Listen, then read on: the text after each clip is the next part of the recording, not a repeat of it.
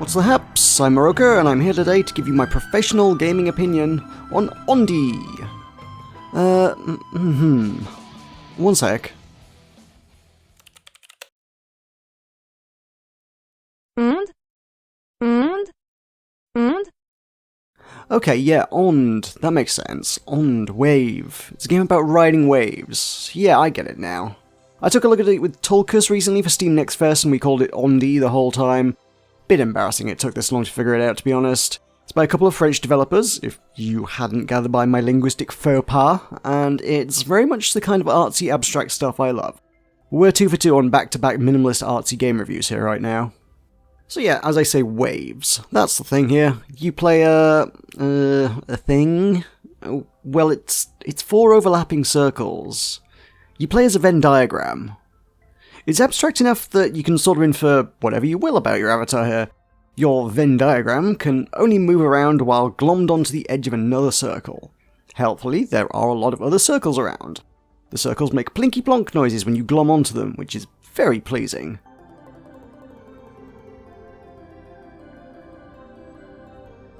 Once you've figured out movement, you'll gain the ability to create your own circles, ripples, waves, les ondes. You'll ride them through gorgeous, colourful, abstract scenes, summoning more waves as you go to guide you in the right direction. If you wind up riding a wave the wrong way and end up stranded, detached from a circle, or colliding into an obstacle, you'll just sort of disintegrate and recombobulate back at the last major circle you left.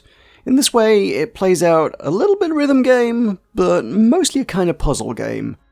You get white circles, which expand outwards, blue circles, which expand until you touch them and then stop, and pink circles, which contract when you touch them, and you'll end up needing to learn to handle them all in different ways and in different combinations to make your way through the world. It's not mega challenging for the most part, but I honestly went into this expecting a hyper-chill, enjoy-the-ride kind of experience, so was a touch surprised to find segments which do require you to muster up some skill or to think about your approach to a specific area. And the real penalty for messing up a section is just breaking the super zen flow of it all. You can be cruising through a section, the musical soundscapes designed to perfectly match the colourful vistas unfolding around you, and all of your plinks and plonks, and then you graze a thing you weren't supposed to, and the music slams to a jarring stop. Nope. Go back and do it again. Like, it's no biggie, you can take your time and as many attempts as you need figuring it out, but it's still a puzzle game and you gotta get it right. But then, by contrast, oftentimes you can cruise along doing all the right things, basically by instinct, and it's a deeply satisfying experience as the sounds, colours and movement all come together in harmony. It occasionally builds some quite tense sections with dramatic music and dark, foreboding colour schemes with evil circles which kill you rather than offering you a ride. The vibe I got was that it was building up to some kind of boss fight, and no lie, I was genuinely interested to see how you'd go about doing a boss fight in this kind of game. I guess it turns out you don't. You get sections which dial up the challenge a notch compared to the rest of the game, and which are honestly pretty fun, but you don't really win the fight so much as you merely don't get killed by the evil abstract cosmic horror thing.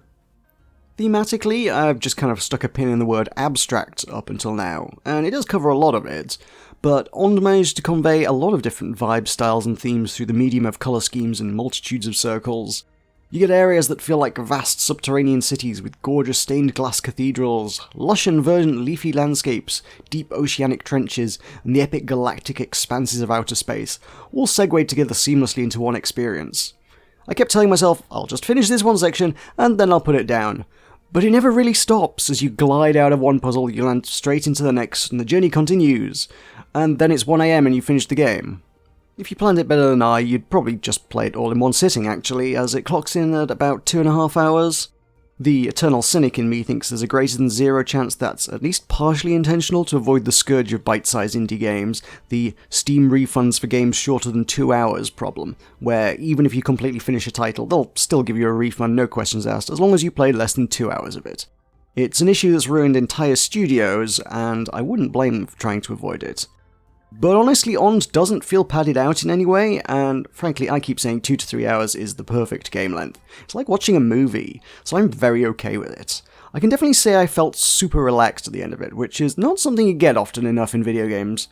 I want more experiences which are basically just meditation. I think that's really all I have to say. A bite-sized review for a bite-sized game. Onde will be out today on Steam, available for £10.99 or your regional equivalent, with Nintendo Switch and iOS releases planned for later this year. In my professional gaming opinion, I'm quite happy to recommend Onde. It's got a real, for the lack of a better English word, je ne sais quoi. Thanks as ever to my channel Buccaneers, Weirter and Talkers for supporting the channel. If you'd like your name alongside them here in the credits, you can become a channel member too by hitting the join button below. Don't forget to leave a thumbs up if you enjoyed this review, and let me know your thoughts in the comments. Thanks for watching, and I'll see you next time.